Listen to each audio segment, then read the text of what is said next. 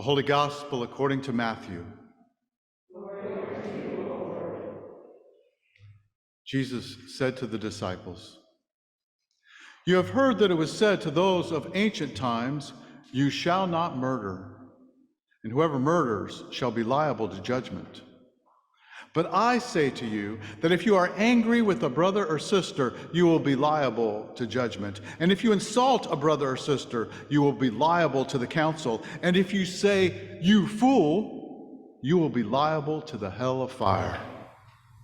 So when you are offering your gift at the altar, if you remember that your brother or sister has something against you, leave your gift there before the altar and go. First be reconciled to your brother or sister, and then come and offer your gift. Come to terms quickly with your accuser while you are on the way to court with him, or your accuser may hand you over to the judge, and the judge to the guard, and you will be thrown into prison. Truly I tell you, you will never get out until you have paid the last penny. You have heard that it was said, 'You shall not commit adultery.' But I say to you that everyone who looks at a woman with lust has already committed adultery with her in his heart. If your right eye causes you to sin, tear it out and throw it away. It is better for you to lose one of your members than for your whole body to be thrown into hell. And if your right hand causes you to sin, cut it off and throw it away. It is better for you to lose one of your members than for your whole body to go into hell. It was also said, 'Whoever divorces his wife, let him give her a certificate of divorce.' But I say to you that anyone who divorces his wife, except on the ground of unchastity, causes her to commit adultery. And whoever marries a divorced woman commits adultery. Again, you have heard that it was said to those of ancient times, 'You shall not swear falsely, but carry out the vows that you have made to the Lord.' But I say to you, do not swear at all, either by heaven, for it is the throne of God, or by the earth, for it is his footstool, or by Jerusalem, for it is the city of the great King. And do not swear by your head, for you cannot make one hair white or black. Let your word be yes, yes, or no, no. Anything more than this comes from the evil one." The Gospel of the Lord. Praise to you, O Christ.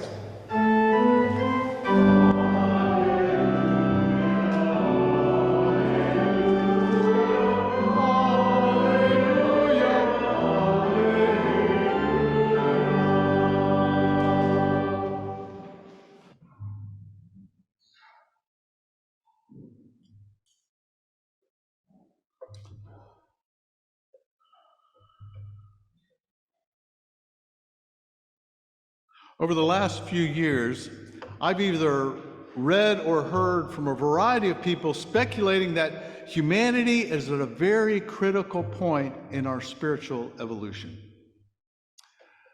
The question before the whole human race now is that very one put forth by Moses in our first lesson.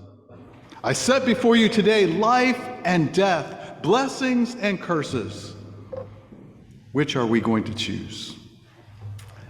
If we continue down our current path of waging war and raping the planet of its fertility and store of natural resources, then we are not choosing the way that leads to life. Many spiritual teachers propose that what is needed now is a whole new way of being, a major step forward in our human evolution of spirituality. This new way of being wouldn't be based on individual morality, but rather a whole communal morality of compassion. It would be built on the foundation of our current religious inclinations towards justice. It would be centered on an understanding that the health and well-being for generations to come is intimately connected to the healthful condition of our land, our water, and the creatures with whom we share this planet. We all need to hear Moses urging us this day to choose life so that the whole human race may live long on this fragile, fruitful planet that we inhabit. Moses led the people out of slavery in Egypt, spent 40 years wandering with them in the wilderness, and God has revealed to him that he's not going to make it himself into the promised land. But he has hope for the people to live long and prosper there. The whole book of Deuteronomy is Moses' final address to the people about their relationship with God, reminding them of God's saving acts and the covenant they made at Sinai. The text we have this morning comes near the end as Moses urges us to choose life by loving God and following the commandments for how to live well. We also heard this morning Jesus' reiteration of some of those commandments in his Sermon on the Mount. He too is urging his followers, urging us to choose life. You've heard it said from ancient times, but I say to you. This is the linguistic device that Jesus uses not to override the commandments, but to deepen them. He wants his listeners to not just obey the letter of the law, but to also keep the spirit of the law. So Jesus intensifies what it means to keep these commandments. Not killing one another is a rather low bar in how we relate to each other. Though our record of war and our ongoing pandemic of mass shootings belies our inability to even keep this low bar. If we're to choose life as a human race, then we must find ways to make war a thing of the past. We must reimagine our life together. Just think if every nation would reduce their military spending by 10% per year and use that money to defend Mother Earth in developing new resources and new sources of renewable energy. It's hard to imagine such a thing during a week when the shooting down of a Chinese spy balloon brings threat of retaliatory military action. And later this month will mark the one-year anniversary of that destructive war that Russia has waged against Ukraine. Can we make the leap to evolve more constructive ways to deal with our inevitable conflicts?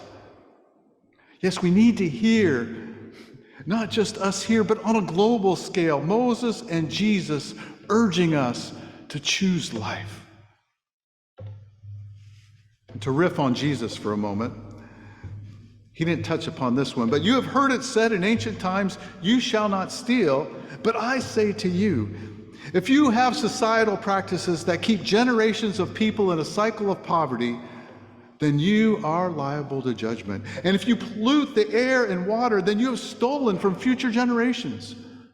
How might we begin to amend for the past thefts of indigenous lands, or the theft of people to work as slaves in the fields that brought forth much wealth for our nation?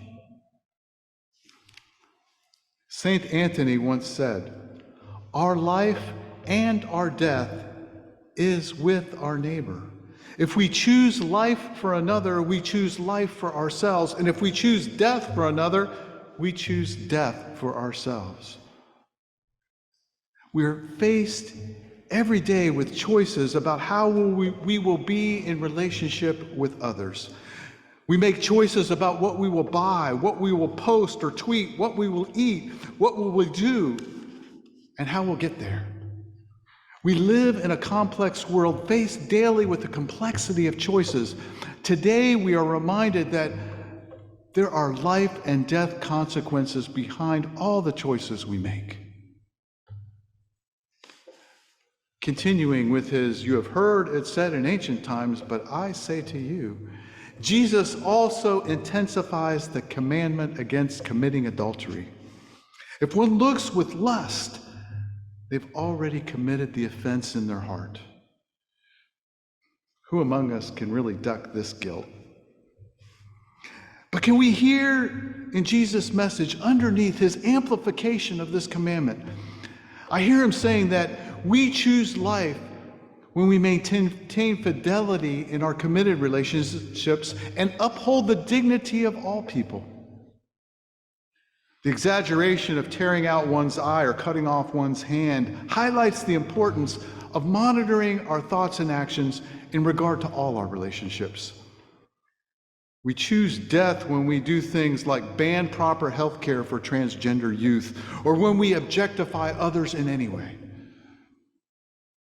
Jesus next touches on the issue of divorce. And unfortunately, what he says here has often been used to shame many who have been through that heartache of divorce. Divorce can be a healthy option for anyone caught in an abusive relationship, be it physical or emotional abuse. And it's important to keep in mind that in Jesus' place and time, the institution of marriage was quite different than in our context. Marriage was arranged through families living together in community, so divorce eroded the whole community structure. Divorce was a hot-button issue in Jesus' day, with two of the leading rabbis then disagreeing over what circumstances allowed for it. And some biblical scholars assert that Jesus' admonition here in the Sermon on the Mount against a groundless divorce was a challenge to the notion of male dominance over their wives. So he comes down on the side of justice for women within a patriarchal culture. And once again, Jesus upholds fidelity. He's already spoken about leaving one's offering before the altar to be reconciled with a brother or sister. So reconciliation and fidelity are Jesus' desires for our relationships with one another. And the last section of this gospel turns to the subject of swearing. Jesus simply says, don't do it. And he's not talking about cursing, but rather about integrity. Let your yes be yes and your no, no. There's no need to swear by something to become more convincing. And this was even more important in Jesus' day, for without written contracts, your word was your bond. When one's yes means yes and their no, no, they are living out their true God-given self. And this, I believe, is what a lot of our religious and spiritual life is about, becoming our true selves. We're called to come together in loving, respectful, caring relationships, ripping off our masks and not pretending to be anything but who we are, gifted, flawed, awesome, vulnerable, joyful, and hurting people who will time and time again need to be reconciled to one another. An ancient Jewish story tells of when God had nearly finished with creation.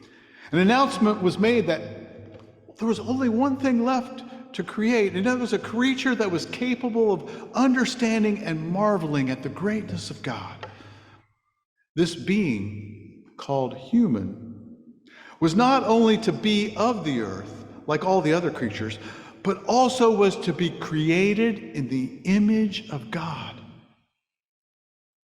Let these beings have reason, intellect, and understanding, God declared. Truth then approached the Almighty, pleading, "Oh God, I ask you to refrain from calling into being a creature who is capable of lying. The last thing we need is to have a world filled with deception and fraud." Peace came forward to support Truth's petition. "Oh Lord, I beg you not to create creatures who will disturb the harmony of your creation. I fear that these humans will act with revenge and initiate war." While they were pleading against the creation of humanity, the soft voice of compassion asked to be heard. "Dear God, I know that any being created in your likeness will have the capacity to perform great and kind deeds. Filled with your Spirit, these human beings will comfort the sick, visit the lonely, and provide shelter to the homeless. Such a being cannot but bring glory to you, O Lord." And though God listened to the voice of truth and peace before the final act of creation, it was because of compassion that human beings were created. Every day, the choice of life and death, blessings and curses is before us. Are we up for the spiritual evolution needed to hear and heed the voices of Moses and Jesus and many who come after them? Compassion believes in us. So if we're to live long and prosper upon this planet, then there really is only one choice. Choose life.